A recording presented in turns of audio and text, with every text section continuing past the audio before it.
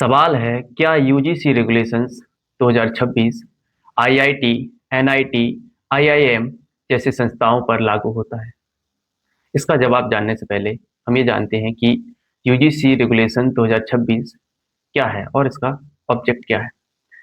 तो UGC regulation 2026 वो नियम है जो यूनिवर्सिटी ग्रांट कमीशन ने यूजीसी एक्ट 1956 के तहत बनाया है, जिसका फोकस है हायर एजुकेशनल इंस्टीट्यूट में इक्वलिटी को प्रमोट करना है, डिस्क्रिमिनेशन को खत्म करना है।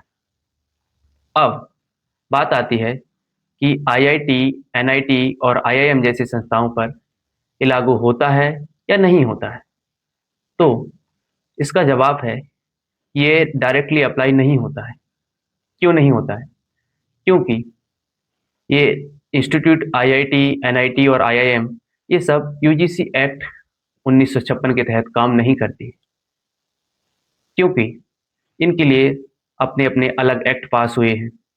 जैसे आईआईटी के लिए आईआईटी एक्ट 1961, वैसे एनआईटी के लिए एनआईटी एक्ट 2007, इसी प्रकार आईआईएम के लिए आईआईएम एक्ट 2017 पास हुआ है। तो अब सवाल होता है कि यूजीसी रेगुलेशन 2026 किन किन यूनिवर्सिटीज या किन किन इंस्टीट्यूट पर लागू होता है। दूसरा, आईआईटी, एनआईटी और आईआईएम जैसी संस्थाओं पर इक्विटी और एंटी डिस्क्रिमिनेशन रूल कैसे अप्लाई होते हैं। तो पहला, यूजीसी रेगुलेशन 2026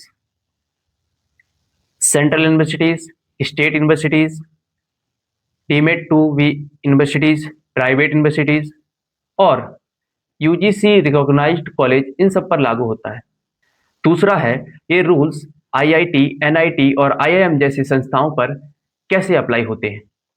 तो देखिए, यहाँ पर तीन अलग सिस्टम काम करते हैं।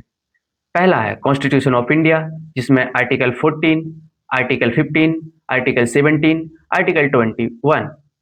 दूसरा है सेंट्रल गवर्नमेंट गाइडेंस, जो मिनिस्ट्री ऑफ एजुकेशन इशू करती है, जैसे SC ST कंप्लेंट सेल है, इक्वल अपॉर्चुनिटी सेल है, एंटी रैगिंग कमेटी है और इंटरनल कंप्लेंट कमेटी, जो ICC कहते हैं जिसे। तीसरा है इंस्टीट्यूट इंटरनल रूल। तीसरा है इंस्टीट्यूट इंटरनल रूल्स, जो हर इंस्टीट्यूट अपने इंटरनल रूल बनाती है अपने अकॉर्डिंग, ठीक है।